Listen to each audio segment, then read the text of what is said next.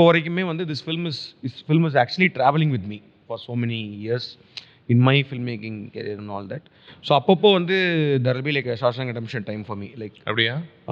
regular intervals திடீர்னு ஏதாவது வரும்போது அந்த படத்தை சும்மா போட்டு What பார்ப்பேன். does it give you?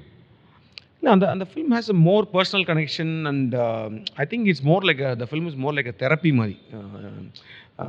This film is about a person wrongly accused for a murder and then he goes to jail. So jail வாழ்க்கையை பற்றின படம் தான். பட் ஆனால் அந்த ஜெயில் வாழ்க்கைக்குள்ளே ஒருத்தன் வந்து அவனுக்குன்னு ஒரு ட்ரீம் இருக்குது, அவனுக்குன்னு ஒரு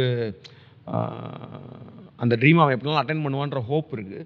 பட் ஆனால் அந்த சூழ்நிலைகள் வந்து ஜெயில் மாதிரி தான். ஸோ அது ஜெயில் மாதிரி வந்து அது என்னமோ நடக்குது, அவனுக்கு என்ன பிரச்சனைகள் வருது.